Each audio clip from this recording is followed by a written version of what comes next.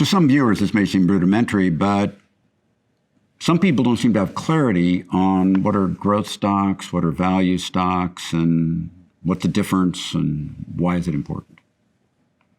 Now, this discussion is one that really goes back starting in the 1920s and has evolved over time. But growth stocks are usually thought to be companies from whatever industry that have a basic capacity to grow at a materially above average rate in the long term. You probably pay a fairly significant pricing premium for that future growth, and you hope as you own them that they live up to the expectations that you've had of them.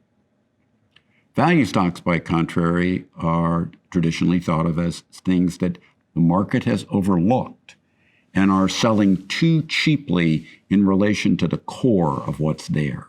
Maybe they're relatively normal in terms of their growth qualities, or even subnormal, but the market thinks even less of them, disregards them, and you can buy them cheaply relative to what they're worth.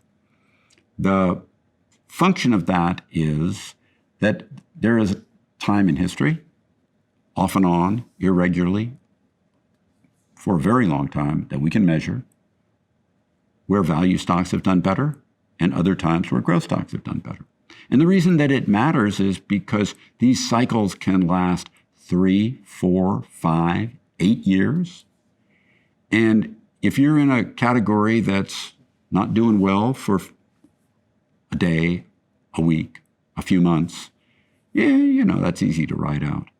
If you're in a category that is not doing well for years and years and years, it just tolls on you. And history often is people get out of these categories after years of performing poorly just before they start to perform well, which is doubly frustrating. The features of the stocks tend to vary.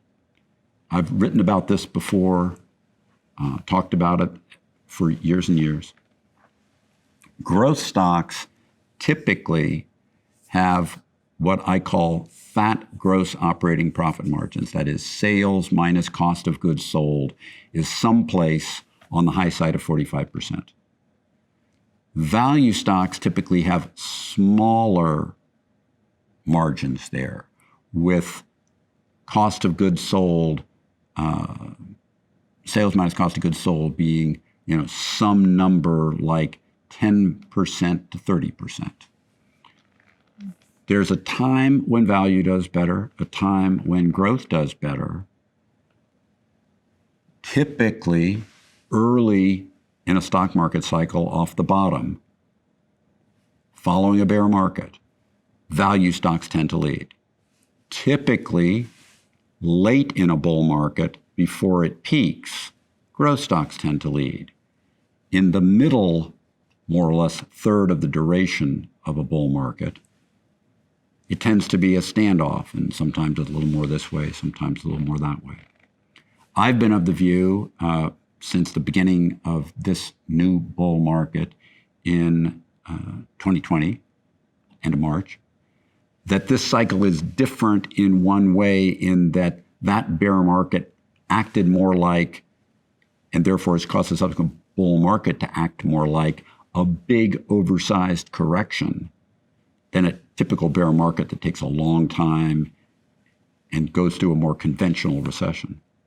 In this period, I believe growth stocks from the bottom have led and irregularly are leading, but you get periods now where it's a tug of war. In 2021 was that, with that tug of war going month to month and quarter to quarter.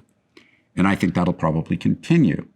But it's important to remember, if you want to diversify, own some of both. If you want to try to beat the market by a lot, you have to pick one, and the risk of picking one is that you're really wrong, too.